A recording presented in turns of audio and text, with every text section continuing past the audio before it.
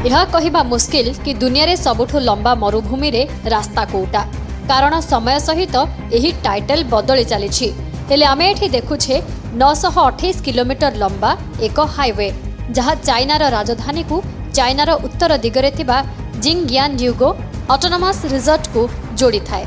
एही हाईवे रो काम 2016 मसीहा 25 सेप्टेम्बर रे सरीथिला।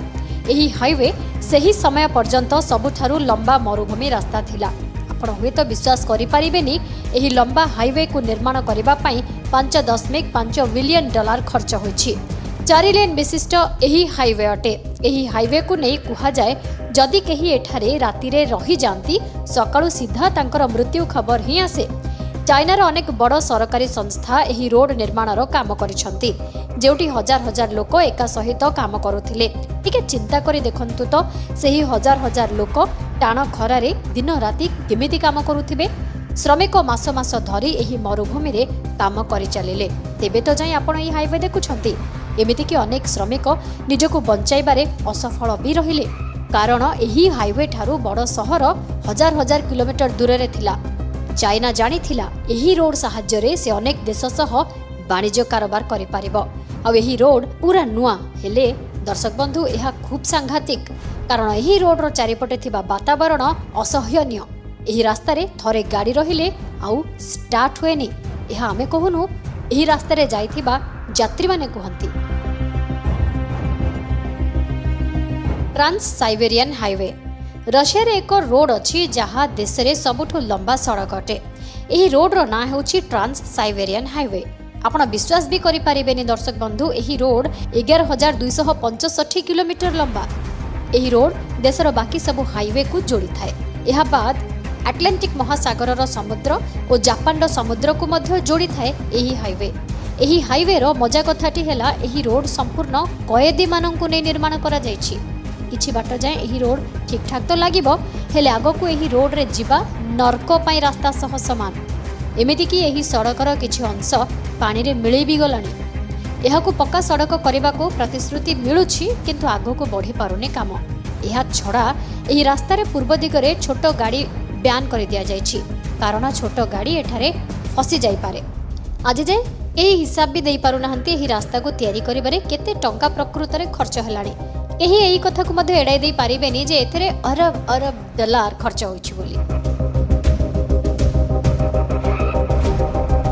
ऑस्ट्रेलिया रो एयर हाईवे जदि आपण दुनियार सबुठारु लंबा एवं केही नथिबा बा सुनसान रास्ता रे जिबाकू चाहुछंती तेबे ऑस्ट्रेलिया रो एयर हाईवे सेथि मध्यरु गोटे। एही हाईवे 1675 किलोमीटर लंबा। एहा छड़ा एही रास्तार एक खास कथा रही ताहा हेला एही रास्तार मझिरे 175 किलोमीटर पर्यंत एकदम सीधा रास्ता अछि माने 175 किलोमीटर पर्यंत आपणकू कोनोसी मोड़ नेबाकू पड़िबो नाही। एही रोड नरसिम्हान आरंभ हुए और पोर्ट अगस्टा रे शेष हुए। एही हाईवे को 1941 मसीह खोला जाइथिला किंतु कमाल कथाटी हेउची जे एते बड़ हाईवे निर्माण करिबारे मात्र 3,25,000 डॉलर खर्च होईछि माने पाखापाखि 2.5 कोटी टंका बास। जदि एही रोड आजिर तारीख रे निर्माण करा जाई थांता तेबे खर्च 5.5 मिलियन डॉलर होई थांता निश्चय। हेले एठी कमाल कथा हेउची एही रोड रो कंस्ट्रक्शन आजि भी जारी रहिछि। एठी आजि भी काम चलिछि माने सबुदिन एही रोड रे केउठी ना केउठी काम जारी रुहे। एबे जानिबा एही रोड को लोके आसीबा को डरंती काहेकि। एथिरे प्रथम पॉइंट आसुछि ड्राइवर एही रास्ता रे गाड़ी चलै चलै थकी जांती। ड्राइवर थकी पड़िबा को नै एते दुर्घटना हेउछि एठारे जे सरकार एको साइन बोर्ड भी लगाइछंती ड्राइवर माननक पई जेउथिरे कुहा जाइछि गाड़ी साइड करी आराम करी नियंतु ड्राइवर बाबू।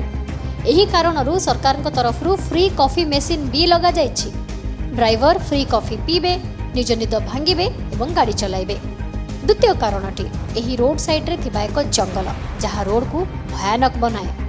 एही रोड रो गोटे साइड रे पूरा जंगल सेठारे हिंस्र जंतुंकर चलप्रचल हुए। सेमाने कोनोसी भी समय रे बाहर को आसंती आक्रमण करंती गाड़ी फाड़ी किछि सुनंतिनी। एही पशुंक पई अनेक एक्सीडेंट भी होई सारिलाणी। एबे नजर पकाइबा चाइनार डेजर्ट रोड। एही डेजर्ट हाईवे पूरा मरुभूमि दे गति करे। 552 किलोमीटर लंबा एही हाईवे दुनिया रे केवल एकमात्र एमिति एक रोड जहाकू मरुभूमिर बाली माटी हटाई निर्माण करा जायछि। ଏହାକୁ 1973 ମସିହାରେ ନିର୍ମାଣ କରିବା ଆରମ୍ଭ କରାଯାଇଥିଲା କାରଣ ସେହି ସମୟରେ ଚାଇନା ତେଲ ବାହାର କରିବାକୁ ନେଇ ଆଗରେ ଥିଲା ବା ନିଜର ପ୍ରସ୍ତୁତି ଚଳାଇଥିଲା ଓ ଗୋଟିଏ ସ୍ଥାନରୁ ଅନ୍ୟ ସ୍ଥାନକୁ ତେଲ ଶୀଘ୍ର ପହଞ୍ଚାଇବା ପାଇଁ ଏହି ମରୁଭୂମିକୁ ମଝିରୁ କାଟିଥିଲା ଚାଇନା। ଏହି ରୋଡର ଅବସ୍ଥା ଏମିତି ଯେ ଏହା କାହାର ବି ଜୀବନ ନେଇ ଯାଇପାରେ। ହଁ ଦର୍ଶକ ବନ୍ଧୁ, ଚମକି ପଡ଼ିଲେ ନା? 1993 ମସିହାରେ ଏହି ରୋଡ କାମ ସରିଥିଲା। ଆପଣ ଜାଣିଛନ୍ତି ମାଟିକୁ କାଟି ଏହି ରୋଡ କାହିଁକି ତିଆରି କରାଯାଇଛି? ଏହି ରାସ୍ତା ଗୋଟିଏ ରାତିରେ ହିଁ ଦର୍ଶକ ବନ୍ଧୁ ମାତ୍ର ଗୋଟିଏ ରାତିରେ ହିଁ ମାଟିରେ ଲୁଚିଯାଏ ସମ୍ପୂର୍ଣ୍ଣ ରାସ୍ତା, କାରଣ ଏଠାରେ ପବନ ଖୁବ୍ ଜୋରରେ ବହେ। ଆପଣ ହୁଏତ ବିଶ୍ୱାସ କରିପାରିବେନି, ଯେଉଁ ଗାଡ଼ି ସେହି ସମୟରେ ଏହି ରାସ୍ତା ଦେଇ ଯାଏ ସେ ଗାଡ଼ି ମଧ୍ୟ ମାଟିରେ ପୋତି ହୋଇଯାଏ। ଏଥିରୁ ବଞ୍ଚିବା ପାଇଁ ସରକାର ରାସ୍ତାର ଦୁଇ ପାର୍ଶ୍ୱରେ ଏବେ ଗଛ ଲଗାଇଛନ୍ତି। ତା ସହ ରାସ୍ତା ମଝିରେ ଏକ ଲମ୍ବା ପାଇପ୍ ଲାଇନ୍ ବି ବିଛାଯାଇଛି, ଯାହା ଏହି ଗଛରେ ପାଣି ଦେବା କାମ କରିବ। ଏହି ରୋଡ ଚାଇନାର ସବୁଠୁ ଜଟିଳ ରୋଡ ବୋଲି କୁହାଯାଉଛି।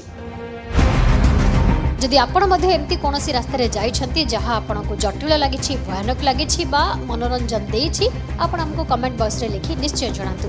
ଏବଂ ହଁ ଦର୍ଶକ ବନ୍ଧୁ, ଆମ ସହିତ ଯଦି ଯୋଡ଼ି ହୋଇ ରହିବା ପାଇଁ ଚାହୁଁଛନ୍ତି ତେବେ ତୁରନ୍ତ ହି ନ୍ୟୁଜ୍ ଓଡ଼ିଶାକୁ ସବସ୍କ୍ରାଇବ୍ କରିନିଅନ୍ତୁ। ଲାଇକ୍ କମେଣ୍ଟ କରିବାକୁ ଆଦୌ ଭୁଲନ୍ତୁ ନାହିଁ ଏବଂ ଫଲୋ କରିବାକୁ ବିଲକୁଲ ବି ଭୁଲନ୍ତୁ ନାହିଁ।